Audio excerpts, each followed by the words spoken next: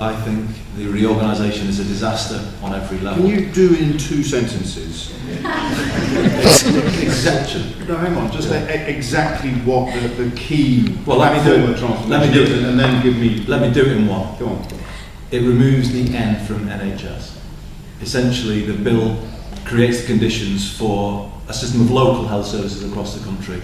But it does more than that. I mean, I said at the beginning, it's a disaster because it's siphoning £3 billion out of the NHS front line, and for me that is completely unjustifiable at this time. But there are 3 arguments I will put forward to justify why this is the end of the NHS as we've known it. As I said, they've legislated to remove the N from NHS, and that means they've removed the Secretary of State's duty to provide a comprehensive universal health service. Now that will create the conditions for a postcode lottery writ large. We are already seeing arbitrary restrictions being introduced on cataract, hip and knee operations. This will just carry on and increase so that the NHS will vary so much from one area to the other. It won't be, the N in NHS won't exist in any meaningful way in time. The second reason is that they've legislated to make English hospitals look like American hospitals by allowing them to earn up to half of their income from the treatment of private patients. That takes the NHS into entirely new territory. So half of their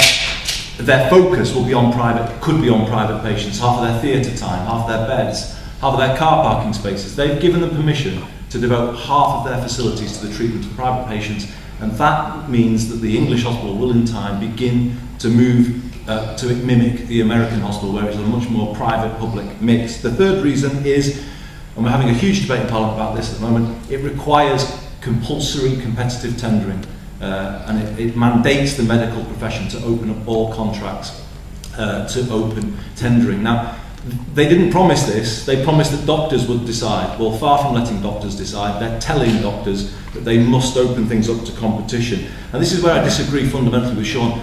All the evidence from around the world is that competition in healthcare doesn't save money.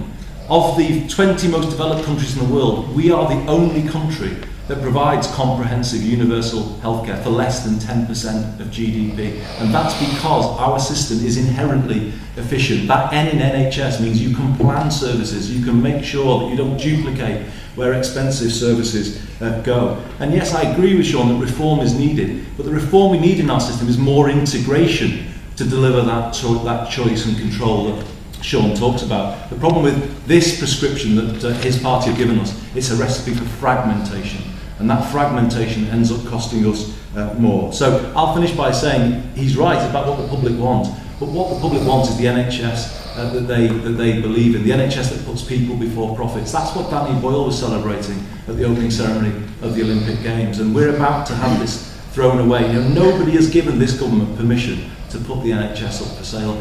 Arrogantly, they think they've got it, but we'll keep reminding them that they haven't. Hammer Calboy, I know you